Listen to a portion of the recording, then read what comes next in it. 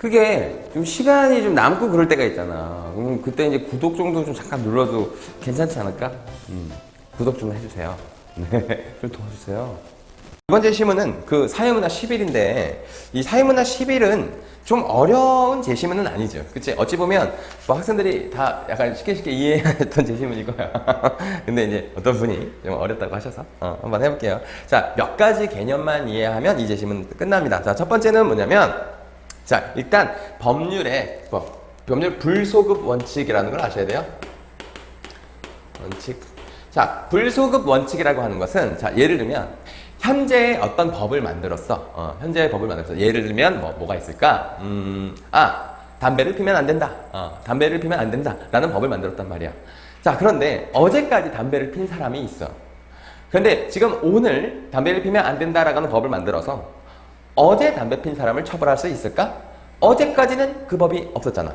그러면 그 어제 담배 핀 사람을 처벌할 수 없겠지. 그게 소급 적용을 해선 안 된다야. 새로 만든 법을 과거에 적용하지 말아라. 이런 거거든. 이 법이 만들어지는 게 사실 시행이지. 시행되기 전에는 적용하지 말아라. 이게 법률 불소급 원칙이야. 그럼 법률 불소급 원칙은 도대체 왜 만들어진 것일까? 라고 하는 건 첫 번째가 법적 안정성과 그다음에 국민들의 신뢰 보호 원칙. 신뢰를 보호하기 위해서 이런 불소급 원칙이 있는 거야. 왜냐하면 신뢰를 보호한다는 건 쉽게 말하면 이런 거지. 그러니까 이 사람들은 자기가 지금까지 법률이 없었어. 그러면 내가 지금 법을 위반하지 않는다라고 하는 확신을 갖고 사람들이 행동을 할 거 아니야. 근데 만약에 늘 소급을, 그러니까 언제든지 법이 생기면 과거에 소급해서 처벌할 수 있다고 생각해봐. 그러면 자기 행동이 굉장히 제약되지 않겠어? 내가 지금 하는 행동이 나중에 생긴 법 때문에 처벌받을 수도 있잖아. 그치? 그렇기 때문에 굉장히 행동의 제약이 크겠지? 그러니까 국민들은 지금의 법만 지키면 된다라고 하는 신뢰가 필요하잖아. 그치? 그리고 만약에 내가 이런 행동을 했을 땐 이런 결과가 있어 라고 하는 것에 대한 신뢰가 있어서 사람들은 행동을 하잖아. 근데 만약에 소급을 해서 적용을 해버리면, 과거까지 적용을 해버리면, 이러면 이제 사람들의 신뢰가 사라지겠지. 이제 신뢰가 없어서 내가 어떻게 해야 되니? 그러니까 오히려 법을 지키기가 더 힘들어질 거 아니야. 그치? 자, 그것 때문에 이게 그 신뢰의 부를 보호하기 위해, 국민들의 신뢰를 보호하기 위해 한다는 건 그런 말이고, 법적 안정성이라고 하는 건 법은 늘 일관성을 갖고 있어야 된다는 거야.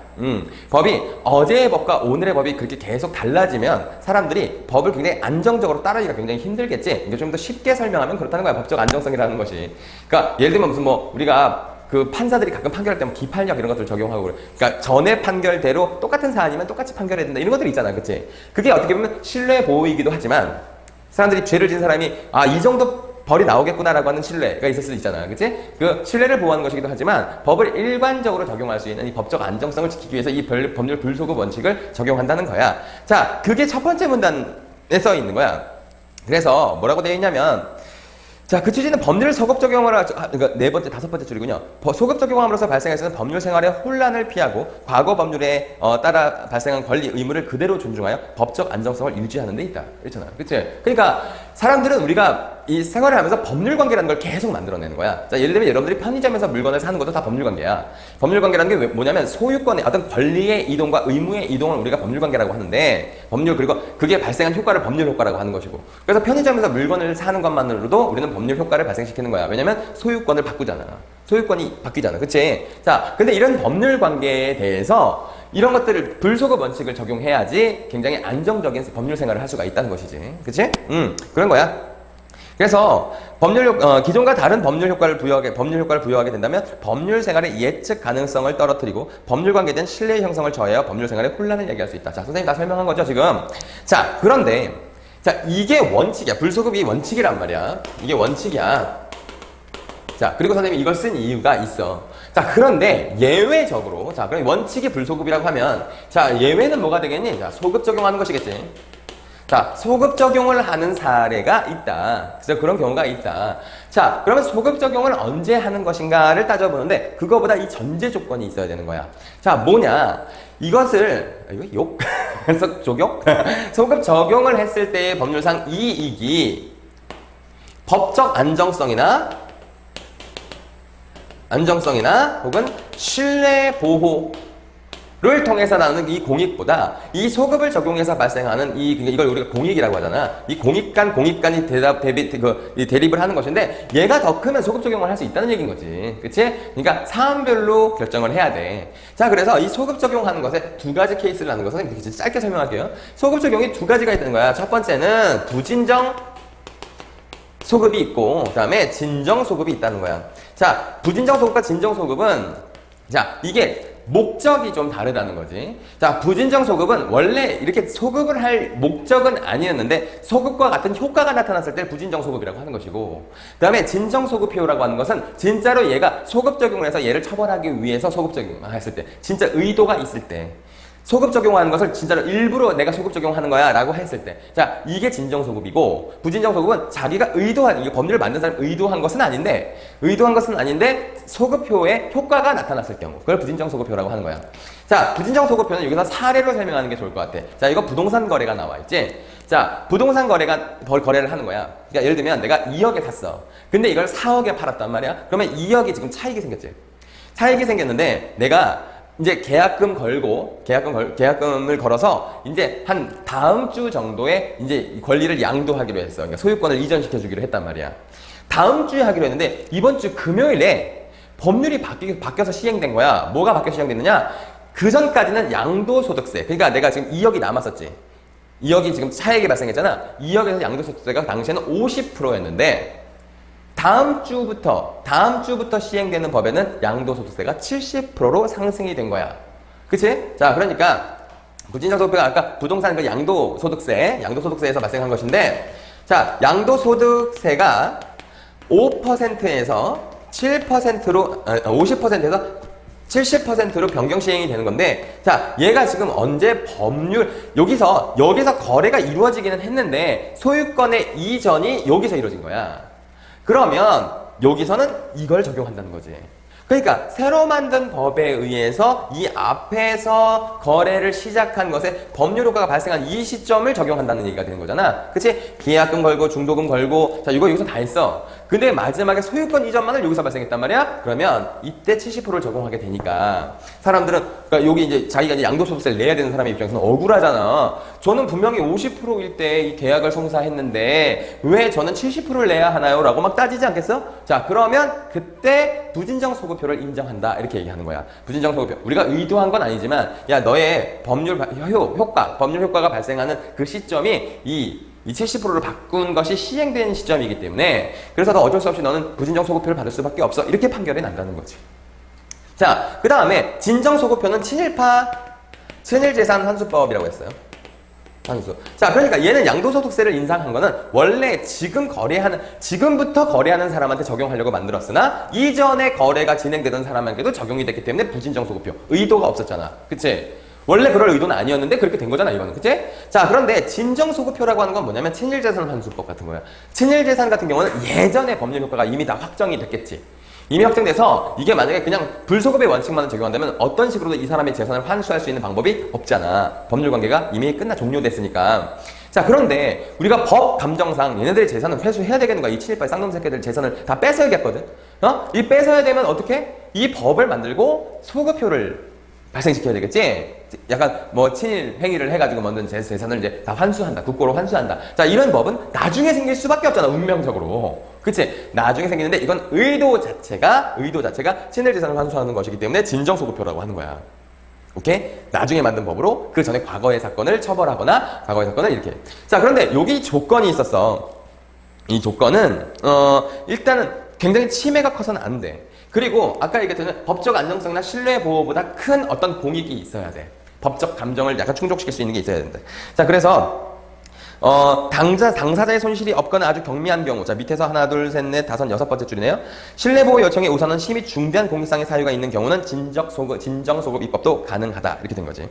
자, 그래서 친일 반민족 행위를 사례로 들어놓은 건데 결국에 뭐야? 이 법적 안정성이나 신뢰보호라고 하는 공익보다 훨씬 더 크게 달성할 공익이 있을 경우에는 진정소급효도 가능하다. 이렇게 얘기가 된 거야. 그래서 마지막 문단 보면 이와 같이 법률 효력이 적용되는 시간적 범위를 법률의 효력 발생 이전까지로 확대할 것인지의 문제는 신뢰보호와 법적 안정성을 우선시할 것인지 아니면 소급입법이 달성하는 공익을 우선할 건지의 문제로 귀결된다. 내가 이걸 왜 썼느냐? 그래서 이것도 사실 공익이란 말이야. 그렇고 그 다음에 소급입법 소급 입법을 통해서 달성하려고 하는 것도 공익이야. 그러니까 이 친일재산 환수법 같은 경우지. 자, 부진정 소급 입법은 사실 크게 상관이 없어. 왜냐면 이거는 법률 효과의 발생 시기가 약간 이미 이게 시행되고 나서인 거니까 과거서부터 왔어도 권리 이전이 이 이후에 발생했으면 우리가 의도하지 않아도 이런 소급 입법의 효과가 나타난다니까 이거는 별로 신경 쓸 필요가 없는데 이 진정 소급표 같은 경우에는 이 달성하려는 공익이 훨씬 더 클 때 가능하다 이렇게 얘기가 된 거지. 그렇죠? 내가 지금 이걸 질문하신 분의 그 궁금증을 해결을 했는지는 잘 모르겠어요. 했는지 모르겠는데 이건 어렵지가 않아서 선생님 한 요 정도만 설명하면 될 것 같거든요. 자, 그러면 문제를 한번 보겠습니다. 문제 봅시다. 1번의 답은 3번이죠. 자, 이거는 그냥 넘어갈게요. 자, 2번에 아닌 것은 이라고 했어요. 3번에 이미 종료된 법률 관계에 대해서는 소급 입법에 의한 법률 적용이 불가능하다. 이제 원칙적으로는 불가능하지만 부진정 소급표나 진정 소급표에 의해서 소급 입법이 가능하다라고 하는 것이 설명되어 있는 거니까 3번이 틀린 보기가 되겠죠.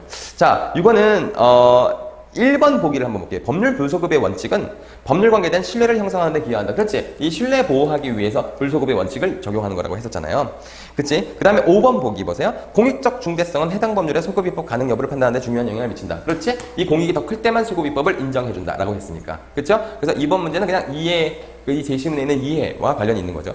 자, 3번 문제는 자, 기억에 대한 설명이다 라고 했는데 이 기억이 진정 소급 입법이잖아. 그치? 자, 이거는 법률이 적용되는 시간적 범위를 확대하는 기능을 한다. 그렇지. 완전히 과거까지 적용해버리는 거잖아. 근데 이 진정소급 입법과 부진정소급 입법에 굉장히 큰 차이가 있었지. 뭐냐면 부진정소급 입법은 법률 효과가 발생하는 시기를 기점으로 적용을 하게 되는 거야. 자, 그런데 진정소급표는 그거 다 상관없이 완전히 과거까지 다. 이게 그래서 훨씬 더 범위가 넓지, 진정소급표가. 그래서 4번 문제가 발생하는 건데, 자, 4번 문제 같은 경우에는 자, 적용하는 법은 이 땡땡법이야. 땡땡법은 1999년 억울하게 사망한 세모군의 범인이 잡히지 않은 채 공소시효가 끝나가자 분노 여론이 뒤끌며 2015년 제정이 되었다. 자, 2015년 제정이 되었는데, 자, 땡땡법은 살인죄와 관련된 공소시효 15년을 폐지하는 내용이야. 그러니까 우리 살인에 대한 것은 공소시효를 없애자 이렇게 얘기한 거거든. 자, 그런데 지금 이게 2015년 제정이 됐어. 그치? 2015년 제정이 됐고, 자, 효력이 언제부터 했냐면, 2000년 8월 1일 이후에 발생한 살인사건에만 적용을 하게 됐다. 자, 그럼 얘는 진정소급표냐, 부진정소급표냐? 부진정소급표지. 얘가 왜 부진정소급표야? 지금 2015년을 시점으로 봤을 때, 공소시효가 15년이었다고. 그러니까 2000년까지, 그러니까 지금 공소시효가 지금부터 끝나는 애들한테 적용하는 거잖아. 그치? 자, 그러니까 이걸 기간으로 살펴보면, 자, 기간으로 살펴보면, 이게 진짜 4번 문제가 질문이 많더라고요. 얘가 이렇게 있으면, 이게 지금 2000년이야. 근데 범죄 발생은 1999년에 발생했어. 그치? 현재 시점은 2015년이야. 15년이야. 아, 왜 이렇게 지저분하죠? 선생님 지금 할 일이 있어가지고. 지금 마음이 급해서 그래요. 미안해. 자, 이렇게 됐는데, 자, 봐봐. 지금 2015년의 기점에서 이게 지금 소급표를 적용한 법률을 제정했는데 뭐냐? 이게 공소시효, 살인죄에 대한, 자, 살인에 대한 공소시효를 폐지한다. 자, 이 법이 2015년에 적용된 거지. 그치? 그러니까 요 앞으로 공소시효가 만료되는 애들은 다 공소시효 만료를 폐지했으니까 공소시효가 없어지는 거야. 그렇지? 자, 그러면 이게 지금 제일 먼저 공소시효가 적용되는 애가 언제야? 2000년짜리지? 여기서 이렇게 15년이 지나갔을 테니까. 그치? 그러니까 여기 이 사이에 발생한 범죄들에 대해서는 앞으로 공소시효를 다 폐지했으니까 안 받는다 이런 얘기네. 그러니까 소급표긴 하지. 그치? 소급표긴 한데 지금 현재의 법률 관계가 지금 현재의 법을 적용하고 나서 그 이후로만 공소시효가 폐지되는 방식으로 이 법이 제정됐잖아. 그러니까 진정소급표와 부진정소급표의 차이까지 좀 보이는 거야. 만약에 얘가 지금 그러면 이 1999년에 발생한 이 세모군의 사건은 공소시효가 없어졌어? 아니면 그대로 적용됐어? 그대로 적용이 되는 거지. 왜 그렇지? 얘는 2000년 이후서부터만 적용되잖아. 이 앞에 거는 안 했잖아. 그치? 그래서 부진정소급표인 거야. 진정소급표 같은 경우는 어떻게 돼서 이게 기간을 망라하기 때문에 1999년까지 다 적용이 되겠지. 근데 얘는 현재 공소시효가 끝나지 않은 법에 대해서만 법률 관계가 종료되지 않은 상황의 법률 관계에 대해서만 적용하는 공소시효 폐지잖아. 아직까지 공소시효가 끝나지 않은 애들에 대해서만 적용한다. 이렇게 된 거 아니야. 그치? 자, 이게 부진정소급표의 그거잖아. 부진정소급표라는 게 아까 뭐였어? 법률 관계가 확정되지 않았을 때 적용되는 것이 부진정소급표였지. 아까 부동산 권리 이전이 나중에 발생했기 때문에 걔한테 적용한 거였잖아. 그치? 자, 이것도 마찬가지지. 여기서의 공소시효는 법률관계가 아직 확정되지 않은 상태들이니까 얘들은 적용을 하는데 요 전에 건 적용을 못하기 때문에 부진정소급표야. 진정소급표는 앞에까지 쭉 갈 수 있기 때문에 1999년도 당연히 적용이 되겠지. 그치? 막 진짜 막 1913년에 발생한 범죄가도 적용되는 거거든. 진정소급표를 하게 되면 범위가 없으니까 법률관계 확정과는 관련이 없으니까. 자, 그렇다는 거죠. 그래서 4번 문제의 답이 3번, 그러니까 3번인데 2번 보기부터 설명을 해볼게. 땡땡법이 2000년 8월 1일 이후의 사건에만 소급 적용된 것을 보니 땡땡법은 부진정소급법 입법에 해당한다고 볼 수 있겠거든. 맞죠? 그래서 이게 맞는 거야. 3번에 땡땡법이 2015년 7월 30일에 시행되었으므로 땡땡법 시행일 이전까지 일어났던 모든 살인사건의 법률 불소급의 원칙이 적용되었겠군 이라고 하면 얘는 진정소급효일 때 그렇게 된 것인데 얘는 아까 이 보기에서 볼 수 있었지 99년도의 사건에는 적용하지 못했잖아. 그치? 그러니까 얘는 부진정소급효이기 때문에 3번이 틀린 거야. 3번 보기의 설명은 진정소급효에 대한 설명이다. 이렇게 된 거죠. 여기까지 설명하면 좀 이해할 수 있을 것 같은데요? 네, 여기까지 하겠습니다.